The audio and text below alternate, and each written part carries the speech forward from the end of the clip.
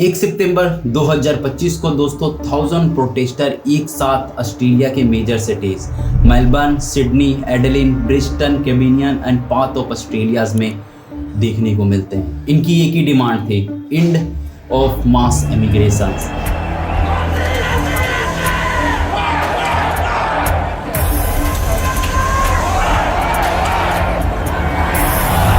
इस पूरे प्रोटेस्ट के पीछे इंडियन कम्युनिटी को स्पेसिफिकली टारगेट किया गया क्योंकि भारत के रहने वाले लोगों की संख्या ऑस्ट्रेलिया में 2014 से लेके 2024 तक के बीच में डबल से ज़्यादा है। इस पूरे मार्च में ग्रुप में रहने वाले लोग आकर अपनी अपनी ओपिनियन देते हैं कि यहाँ के कैसे इकोनॉमी, जॉब और जो ऑस्ट्रेलियन कल्चर है उस पर बहुत बड़ा इशू पड़ने वाला है।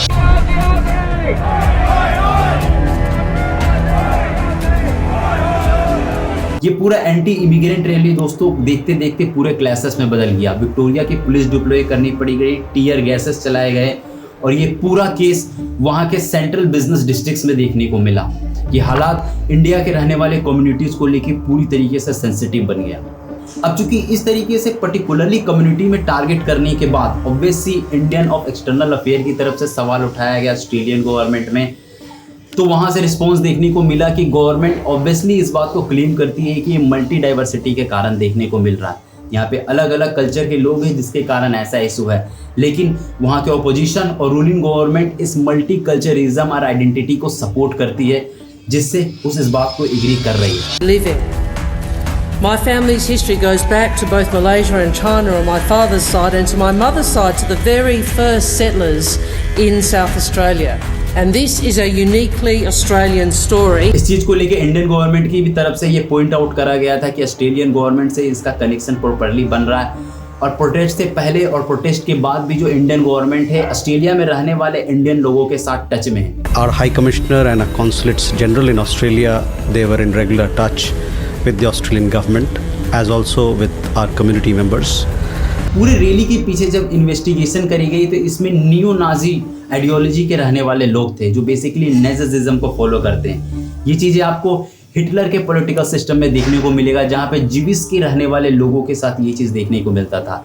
एक सिंगल कोर सुप्रीमेसी, जो माइनॉरिटी लोग थे उसे हेट करने की बात थी। ये वही आइडियोलॉजी फॉलो करने वाले लोग थे जो ऐसे बिहेवियर इस पूरे रैली में देखने को मिले जो इंडियन कम्युनिटी के अगेंस्ट खड़े थे। But we're here because anti-immigration is our key political issue. Are you racist? Yeah, we're racist. Yeah, we're racist. Yes. And why is that a good thing? We're proud of who we are. We're proud of who we are as white men. We built this nation. All the men in our organisation are proud to be racist. Are you neo-Nazis? Yes.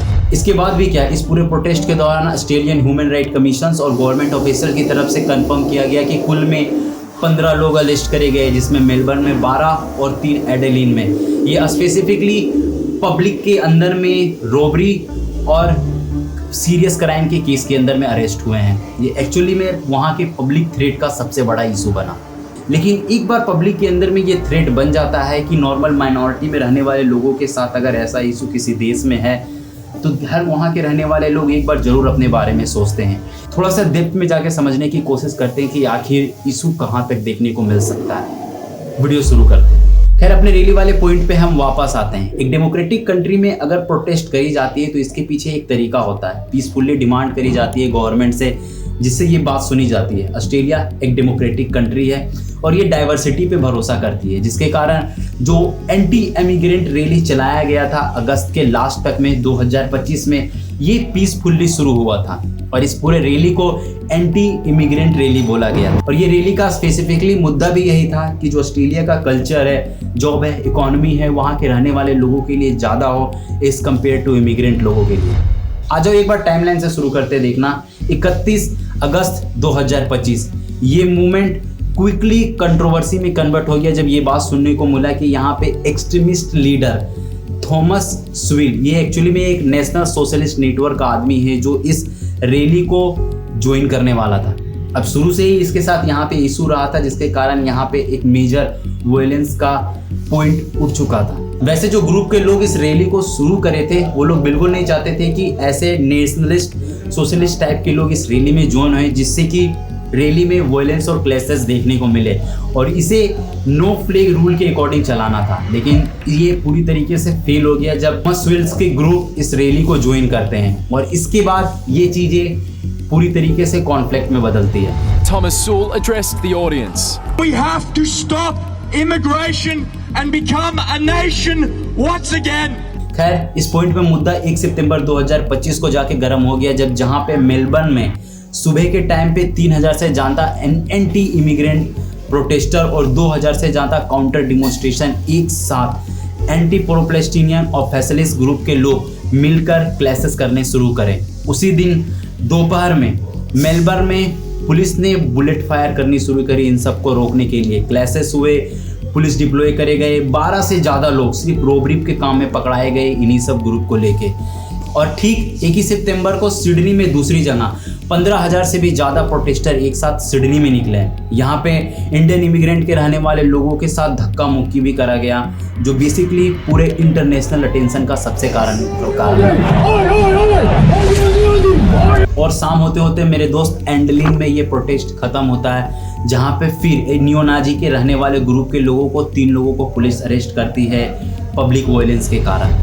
Point out को summarise करके भी समझोगे तो जो नियोनाजी में रहने वाले लोग ने मेजर इशू क्रिएट करा था, इन लोगों को अरेस्ट तो कर लिया गया क्योंकि साउथ ऑस्ट्रेलियन पुलिस ने ऑलरेडी समरी ऑफेंसिव एक्ट 1953 जिससे कि वो वहाँ के रहने वाले लोगों की आइडेंटिटी डिमांड कर सकती है अंडर द सेक्शन 74 है, इसके थ्रू अरेस्ट कर सकते हैं। सस्पेक्ट के बेसिस पे इसके थ्रू अरेस्ट करा। जो साउथ ऑस्ट्रेलियन पुलिस है वो पूरी तरीके से कोशिश करी थी कि इस नाजी पार्टिसिपेट करने वाले लोगों को कहीं ना कहीं से इसकी आइडेंटिटी निकाल कर इसे पकड़ा जाए। कई लोगों में सक्सेस तो हुआ लेकिन कई चीज़ें अभी भी छूट गई हैं।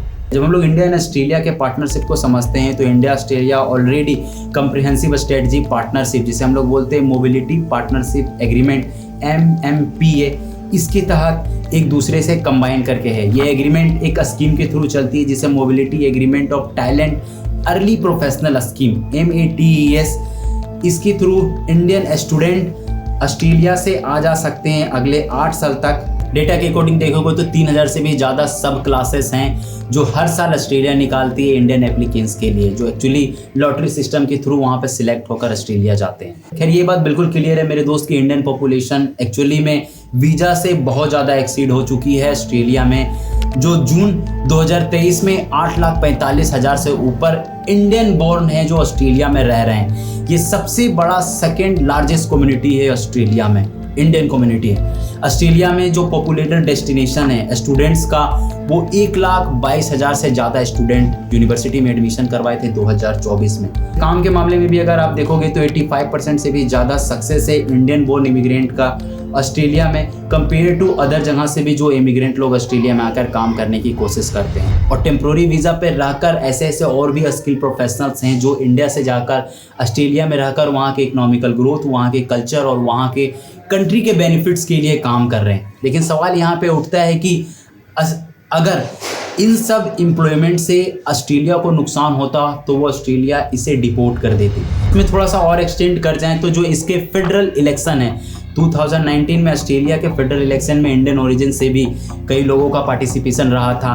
देवेंद्र शर्मा लिबरल पार्टी से थे, इन्हें 27 कैंडिडेट के साथ रन करे थे। इस बात से आप अंदाज लगा सकते हैं कि कितना बड़ा पार्टिसिपेंट है। स्टेट लेवल पे देखोगे तो 1.5% इलेक्टेड रिप्रेजेंटेशन है इंडियन ओरिजिन से ऑस्ट्रेलिया में। 2018 में इलेक्टिव रिप्रेजेंटेड थे कौशल वेगल्या जो 0.8% रिप्रेजेंटेड थे वहाँ के लेजिस्लेटिव काउंसिल्स में। इस पॉइंट को और अच्छे से समझने के लिए मैं 1-2 और ऑफिशियल पॉइंट आपको बता देता हूँ। जैसे अब्दुल रिवाजी एक सीनियर इमिग्रेंट डिपार्टमेंट ऑफिसर है ऑस्ट्रेलिया में। ये बात आपको पता होना चाहिए कि इंडिया और ऑस्ट्रेलिया के बीच में 7th लार्जेस्ट ट्रेडिंग पार्टनर है, जिसमें 5th लार्जेस्ट सबसे बड़ा एक्सपोर्ट मार्केट है इंडिया। मेजरली इंडिया की तरफ से कोल, कॉपर, गोल्ड जैसी चीज़ें एक्सपोर्ट करी जाती है और इंपोर्ट इंडिया में करी जाती है रिफाइंड पेट्रोलियम, पिरोल, जम्स और मेडिसिन्स। ये चीज़ें इंडिया और ऑस्ट्रेलिया के बीच के ट्रेड को दिखाता है। सितंबर 2015 को ऑस्ट्रेलिया के डिफेंस मिनिस्टर ने इंडिया में विजिट करे थे अपने इंडिया और ऑस्ट्रेलिया के डिफेंस कोऑपरेशन टाई को अच्छे से मजबूत करने के लिए। 2015 में तो हमारे इंडियन चीफ नेवल स्टाफ भी ऑस्ट्रेलिया विजिट करे थे कंट्री के नेवी, आर्मी और एयरफोर्स के स्टाफ से बात करने के लिए। इसके बाद भी सर्विस चीफ और ऑस्ट्रेलिया के डिफेंस चीफ मिनिस्टर, इन सब के बीच में लगातार कोऑर्डिनेशन चलते आ रहा है अपने सिस्टम को और अच्छे से इम्प्रूव करने के लिए। जरा सोच के देखो, ऑस्ट्रेलिया हर साल 2 ऑफिसर्स भेजती है इंडियन मिलिट्री एजुकेशन इंस्टीट्यूट। एक ऑफिसर जो इंडिया के defence service staff college attend करता हो और दूसरा इंडिया के नेशनल डिफेंस कॉलेज। इसी तरीके से इंडिया की तरफ से भी 2 ऑफिसर्स जाते हैं ऑस्ट्रेलिया, जो बेसिकली वहाँ के ऑस्ट्रेलियन कमांड स्टाफ कॉलेजेस और दूसरा ऑस्ट्रेलिया के कल्चर डिफेंस स्ट्रेटजीज को स्टडी करने के लिए होती है। खैर, इस कॉन्फ्लिक्ट को एक्सप्लेन करते हुए यही चीज़ हुआ कि वहाँ के पॉलिटिकल कमिटमेंट भी गवर्नमेंट की तरफ से बहुत जल्दी देखने को मिली।